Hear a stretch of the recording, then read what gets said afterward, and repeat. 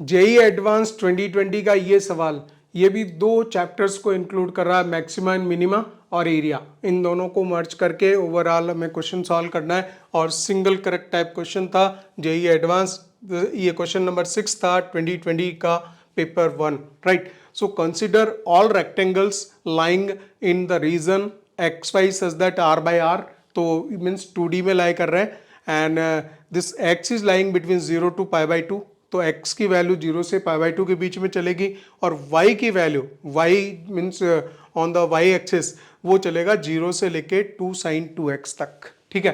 तो ये कर्व है y equals to 2 sin 2x का कर्व है जो कि इस बीच में रहेगा।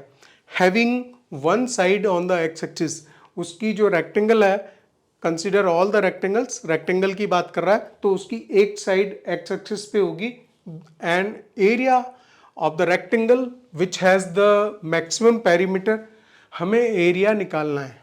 एरिया किसका निकालना है? उस रेक्टेंगल का having the maximum perimeter among all such rectangles. तो उसके बीच में इन्होंने इस रीजन में उसको एक, जो आप देख रहे हैं कि साइन का जो कर्व बनेगा उसके अंदर रेक्टेंगल को हमें इंसर्ट करना है, और उसकी पेरीमीटर मैक्सिमम हो। ऐसे केस में ऐसे मैक्सिमम पेरीमीटर होने वाले रेक्टेंगल का एरिया फाइंड आउट करना है, ठीक है ना। तो अब देखिए इस पे काम चालू करते हैं। यहाँ पे जो मेन चीज़ है वो ग्राफ ही है, तो पहले ग्राफ समझा जाए कि क्या होगा। यहाँ पे देख रहे हैं 0 से π/2 के बीच में है x की वैल्यू, तो मैं इसको 0 से π/2 के बीच में ही लिखूंगा। यहाँ ये 0 से π/2 हो गया, this is 0 0 and this is π/2 0, ठीक है।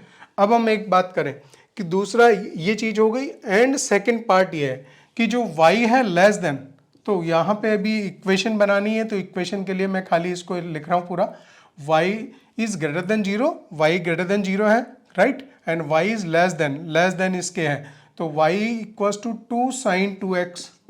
ये हम इसको ड्रॉ करने के लिए इक्वेशन में कन्वर्ट कर देते हैं। यहाँ पे एक बात देखिए आप कि अगर मान लीजिए y equals to sine x का कर्व होता है तो इसमें जो पीरियड होता है वो 2π होता है, लेकिन जब यहाँ पे 2 से मल्टीप्लाई करेगा ये, ठीक है ना, तो ये तो उसका एम्पलीट्यूड देगा, ठीक है, उससे हमें मतलब नहीं है। यहाँ पे खाली हमें उसका वो देखना है कि इसमें पीरियड कितना रहने वाला है। तो जब 2 से मल्टीप्लाई करते हैं तो इसका जो पीरियड होगा वो पाई रह जाएगा, इसका पीरियड पाई रह जाएगा। तो उसकी जो साइन वेव है, आधी साइन वेव जो है 0 से π/2 में कंप्लीट होगी और दूसरी फिर अगली π/2 में होगी। तो हमें जो मिलने वाली है वो खाली इतनी ही मिलेगी, ये खाली ये आ जाएगा। अब इस पे काम करना है कि इसके अंदर रेक्टेंगल एक आएगा।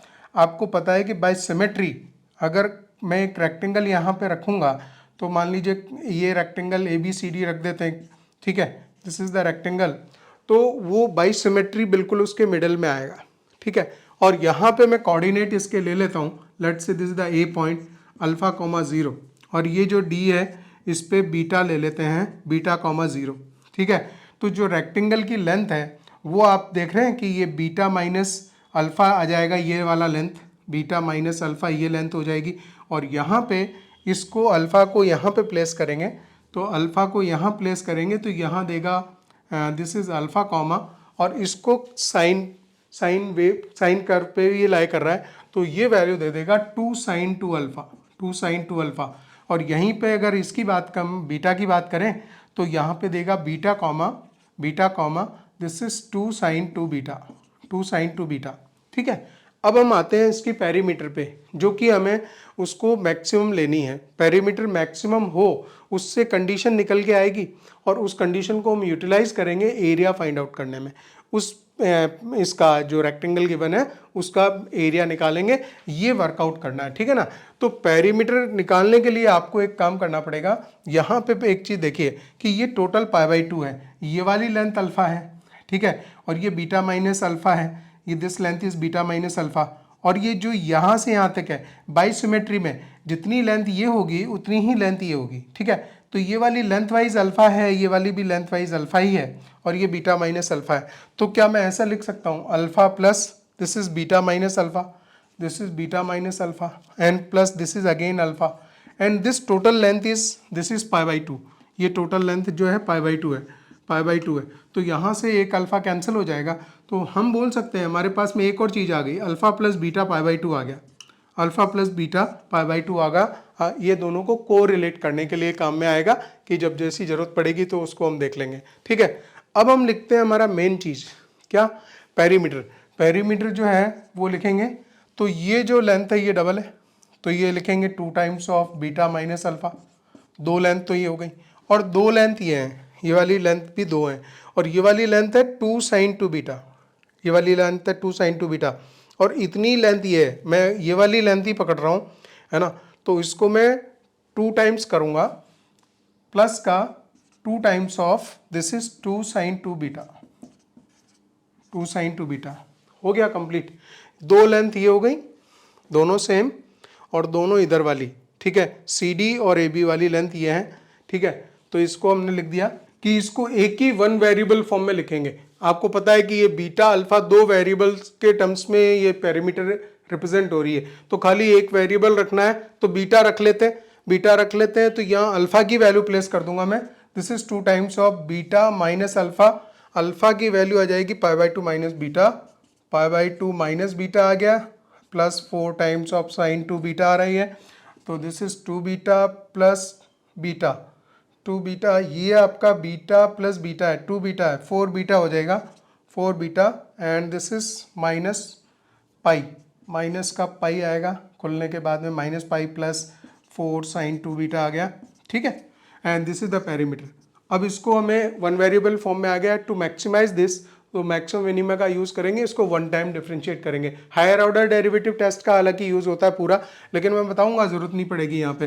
डी बीटा होएगा equals to this is 4 plus 4 टू जा 8 कॉस 2 बीटा, ठीक है, and to get the critical point इसको 0 प्लेस करेंगे।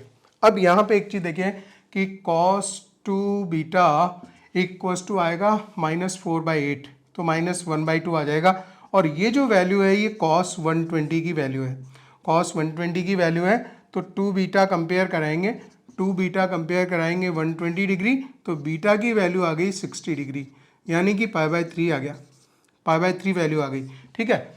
तो यहाँ पे हायर ऑर्डर डेरिवेटिव टेस्ट का यूज़ करते हैं, सेकंड डेरिवेटिव करके, और ये जो क्रिटिकल पॉइंट मिला था बीटा, ये उसको उसमें प्लेस करते हैं सेकंड डेरिवेटिव में, और वो नेगेटिव आना चाहिए, नेगेटिव आना चाहिए, तब हम बोलेंगे कि will have the maximum perimeter, ठीक है। लेकिन ज़रूरत नहीं है, क्यों कि यहाँ पे जब π/2 और उसके बीच में हमें एक ही एंगल मिला है, और आगे और पीछे दोनों तरफ पॉसिबिलिटी है ही नहीं, ठीक है। अगला एंगल मिलेगा तो 120 के आगे मिलेगा जाके, ठीक है ना, तो इट मीन्स पॉसिबल नहीं है। तो हमारे पास में एक ही एंगल है और उसी को प्लेस कर देंगे, ठीक है ना।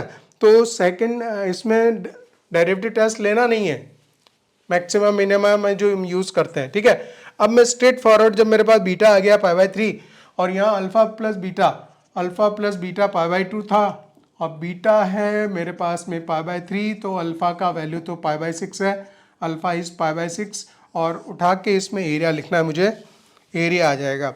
अब कोई दिक्कत नहीं है, और यहाँ पे एरिया निकाल लेते हैं इस रेक्टेंगल का, तो ये तो है beta minus alpha into this is the length into breadth, और ब्रेथ है ये वाली, ठीक है, ये है 2 times of sine 2 beta, values place कर दीजिए, ठीक है ना।